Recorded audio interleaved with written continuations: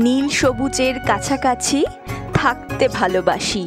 চলো যাই অনুভবের ভাবনায়, ভুবন ঘুরে আসি।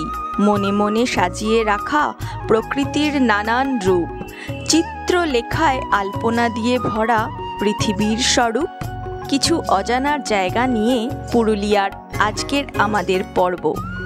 সুস্বাগতম বন্ধুরা, বৃষ্টি ভেজা পুরুলিয়ার দ্বিতীয় পর্বে আপনাদের সবাইকে স্বাগত জানাই।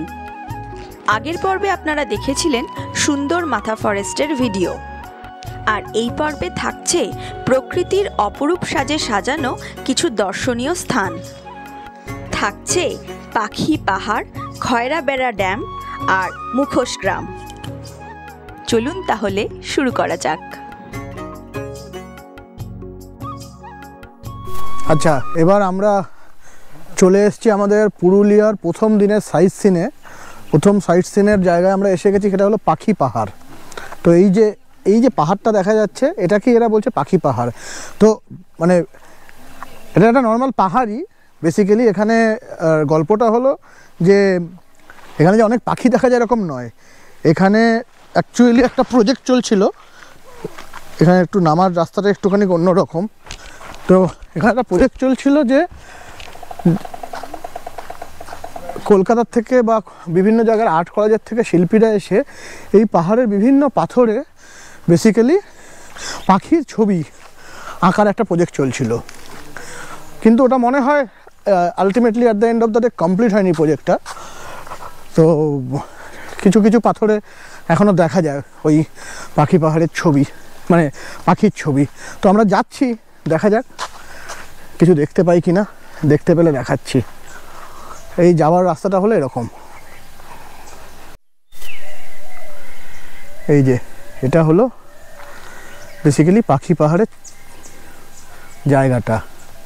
আর এই যে আমাদের গাড়িটা ওইখানে দাঁড় করিয়ে এই যে চন্দ্রানীরা এখান দিয়ে আসছে, ওই যে ওরা আসছে। দেখি কিছু দেখা যায় কিনা। এই যে এইরকম পাথর বেয়ে উঠে যেতে হবে। তবে আমরা ভাবছি আর এখন উঠবো না, কারণটা হলো অনেকটা বেলা হয়ে গেছে। আর আমরা এরপরে একটা সুন্দর জায়গায় যাব, খয়রাবেড়া ড্যাম। তো ফলে এই জায়গাটা আপনারা এমনি দেখে নিন।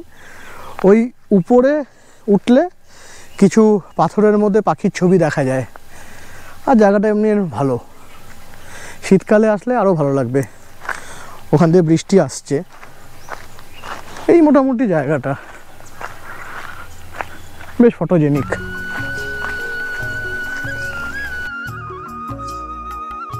পাখি পাহাড় দেখে আমরা এগিয়ে চললাম খয়রাবেড়া ড্যামের দিকে।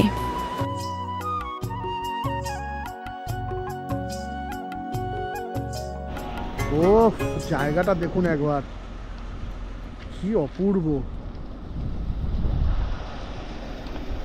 এটা হলো খয়রাবেড়া ড্যাম। এখানে কিন্তু না আসলে বোঝাই যেত না যে জায়গাটা এতটা সুন্দর। এটা হলো ড্যাম। এই ড্যামটাতে এখন জল নেই, কিন্তু জায়গাটা অপূর্ব সুন্দর। তো এইদিকে আসলে, মানে মাথা পাহাড় বা এই মাথা রিসর্টের দিকে আসলে আপনারা এই খয়রাবেড়া ড্যামটা কিন্তু অবশ্যই দেখে যেতে পারেন, একদম দেখার মতন।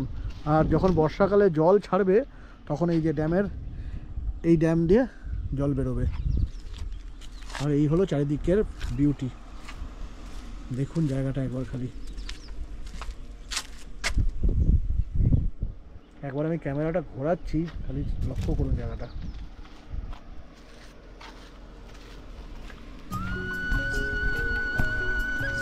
তবে আসার রাস্তাটা কিন্তু একটু ডিফিকাল্ট।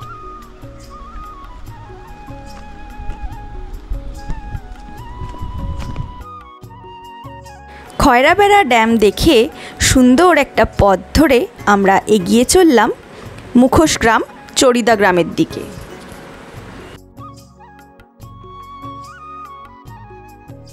আমরা এখন চলে এসেছি চড়িদার মুখোশ গ্রামের। এইবার আমরা আরো একটা অ্যাট্রাকশন, মুখোশ গ্রাম। এবার নাম, এটা কিন্তু মুখোশ গ্রাম নয়, গ্রামটার নাম হলো চড়িদা।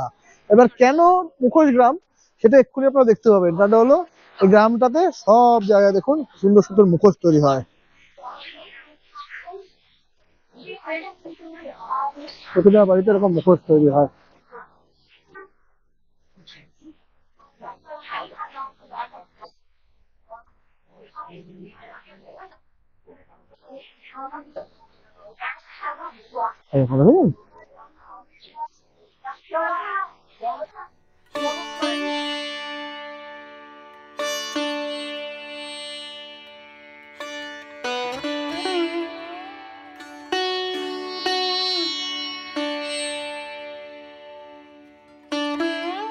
গ্রামের মাঝখানে এরকম একটা মন্দির মতন আছে, এখানে বাচ্চারা খেলাধুলো করছে।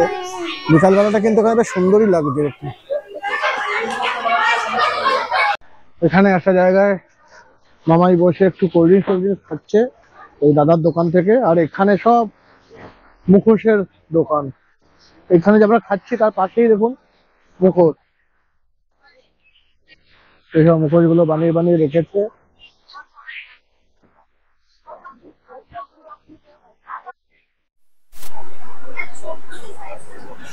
দেখুন চারিদিকে মুখোশের সমাহার। আমরা রয়েছি মুখোশ গ্রামে, কত রকম মুখোশ।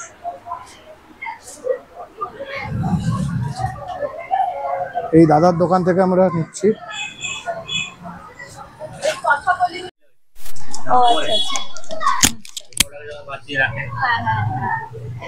সারা পৃথিবী বিখ্যাত একটা শিল্প, এই শিল্পকে বাঁচিয়ে রাখাও খুব জরুরি। আর এই অসাধারণ কারুকার্য একমাত্র এই চড়িদা গ্রামে আসলেই দেখতে পাওয়া যায়, মানে যার কোনো তুলনাই হয় না। Thank you. এই একটা শেষ প্রশ্ন, এই মুখোশগুলো বানাতে কতদিন সময় লাগে? দেখুন, একটা মুখোশ তো আমরা একদিনে বানাই না, একসঙ্গে 7টা-10টা করে মুখোশ হয়। আমাদের মানে যে আমাদের পরস্পরের মধ্যে আমাদের ব্যাপারটা আছে সেটা পোষিয়ে যায় না। তো একটা বানাতে গেলে আমরা পোষাবো, একসঙ্গে 7টা-10টা বানাই। তো অ্যাকচুয়ালি বানাবার পদ্ধতিটা তো 8টা-7টা স্টেপ আছে। সেই স্টেপ অনুযায়ী যেতে গেলে আপনার মোটামুটি একটা মুখোশ বানাতে 7 দিন লাগে, সময়ও লাগে, টাইম লাগে। যদি আপনার আবহাওয়া না ঠিক থাকে তাহলে তো পুরোটাই গন্ডগোল হবে না। আবহাওয়া যদি ঠিকঠাক থাকে তাহলে মোটামুটি 7 দিন 10 দিন। আর ছৌয়ের যে মুখোশগুলো সেইগুলো তো দেখছি কম একটু আলাদা, মানে এইগুলোর আবার তৈরির খরচ কি বেশি? হ্যাঁ, ছৌয়ের মুখোশটা পুরোপুরি আলাদা। এই বাড়িতে রাখার জন্য যে মুখোশটা সেটা পরিকাঠামো আলাদা, ওটার পরিকাঠামো আলাদা পুরোটাই। ওটা অনেক মজবুত ভাবে তৈরি করতে হয়, কারণ ওটা পরে তো নৃত্য হয়, হ্যাঁ নাচ হয়, তো সেটার জন্য ডেকোরেশনটাও বেশি, ওজনেরও ব্যাপার আছে।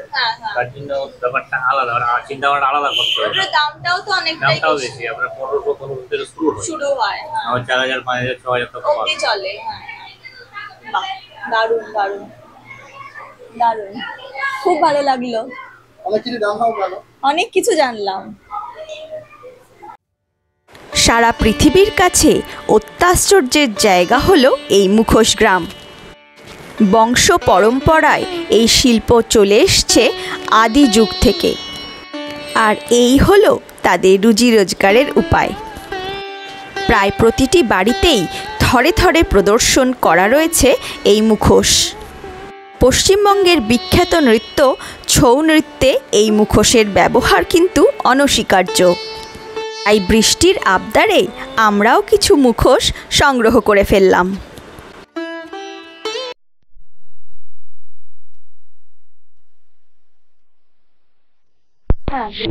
আপনার চটি বের করে নেওয়া হয় ভেজার মধ্যে। আচ্ছা, ভেজার মধ্যে বের করে কাপড় ছিটা সেটা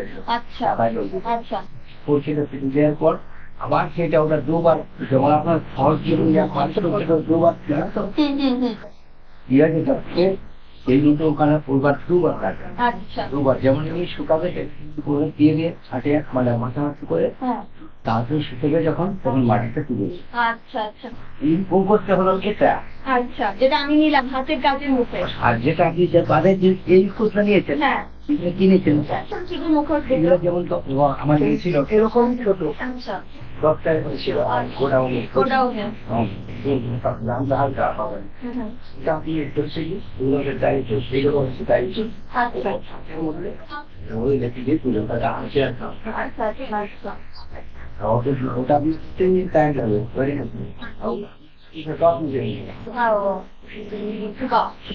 আর এই আর কতদিন লাগে এক একটা মুখোশ তৈরি করতে? মুখোশ গায়ে থেকে আপনার 10 মিনিট। 10 মিনিট। এই মুখোশটা তৈরি করতে আপনার মোটামুটি 2 দিন। ওয়েদার যদি খারাপ থাকে তাহলে রুটিনে হবে না। আচ্ছা আচ্ছা, মানে ওয়েদারটা ভালো হতে হবে। আর এই প্রচুর কারুকার্য, এইটাও কি ব্যাপার? এইটা কতদিন লাগাবে? আপনার এইটা কি, এটা আপনার কলকাতা ক্লিয়ার এখানে ফিটিং করে দেওয়া আছে। আচ্ছা আচ্ছা, এই যে মুখটাই করে দেয়, এই মুখটাই করে দাও, এই মুখটাকে ফিটিং করে দেওয়া আছে, এই মুখটাকে এটা এই মুখের উপরে এই যে রেকর্ডটা যেটা এঁকে দিয়েছে এটা থাকে যাবে, যখন সেদিন আপনি যত করতে পারেন। বুঝতে পেরেছি, খুব সুন্দর। ঠিক আছে, অনেক ধন্যবাদ। ইয়ার মধ্যে আপনি ওইটা তুলে দেবেন। আপনারা যোগাযোগ করতে পারেন, এই আমি দিয়ে দিলাম স্ক্রিনে, মামাই দেখাচ্ছে তো? তো স্ক্রিনে দেওয়া নাম্বারে আপনি ডাইরেক্ট যোগাযোগ করতে পারেন দাদার সাথে। আপনারা কলকাতায় এমনি যদি কেউ ফোন করে আপনাকে বললেন কিছু অর্ডার, আপনাকে কিছু টাকা পাঠিয়ে দিল, তাহলে পাঠাবেন আপনার কলকাতায়? আচ্ছা,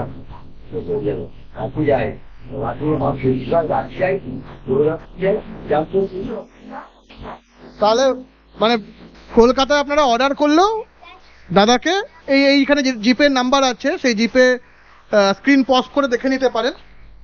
তো সেই নাম্বারে আপনি ধরুন জিপে করে দিলেন, তো দাদার কাছে মেসেজ চলে আসবে আর আপনাদের ইয়েটা পাঠিয়ে দেবেন, ঠিকানাটা, তো দাদা পাঠিয়ে দেবে।